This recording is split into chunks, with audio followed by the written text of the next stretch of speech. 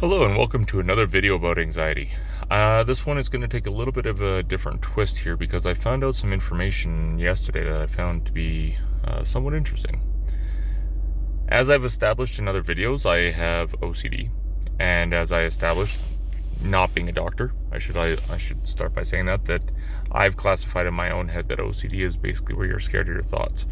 What I found out yesterday is that 60% of people with OCD also have ADHD, even as an adult. It is something that is triggered as a child, but it is not something that is usually diagnosed. So it can actually be missed because most people think of ADHD as hyperactive disorder, when really it's more than that. So what I'm doing right now, and I refer to them as symptoms, is definite lack of focus, right? Lack of detail, lack of paying attention. If you and I have a conversation, my brain automatically goes into left field, has a separate conversation with itself.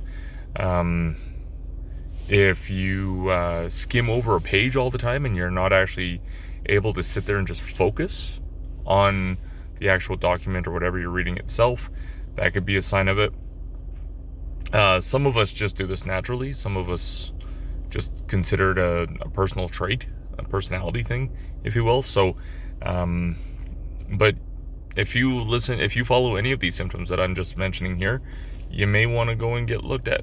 You may want to see if you can get tested for ADHD, because there are actual ways of getting it adjusted. And from the book that I'm listening to right now, there are actual ways that I personally, myself, can actually do things today to actually help fix it.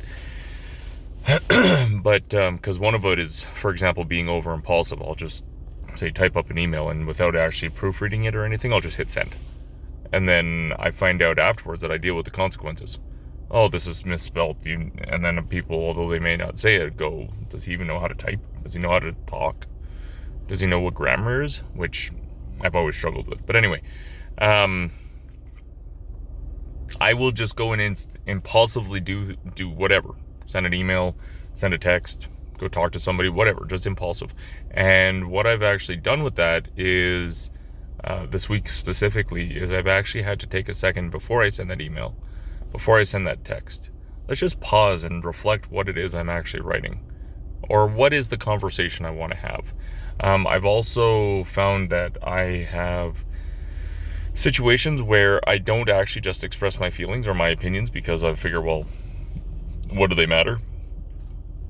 When there are a lot of people in my life that actually want to know my opinion, that want to understand my feelings and know where I'm coming from. So that's another thing that I've challenged myself to do, especially over the last 24 hours, is actually be like, here's what I'm thinking.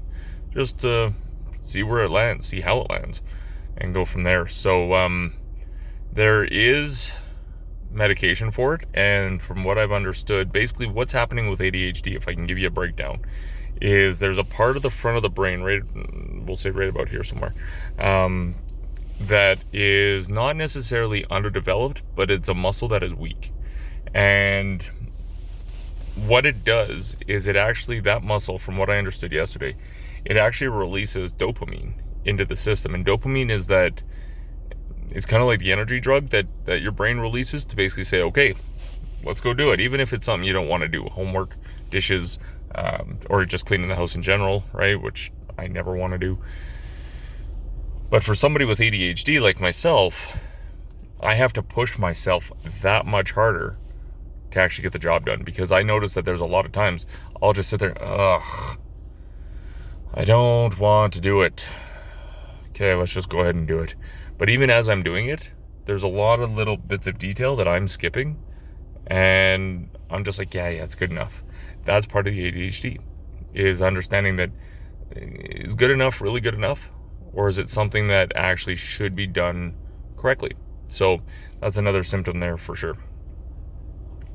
So what it is ADHD is not releasing that dopamine that people without ADHD tend to automatically have. It's kind of like the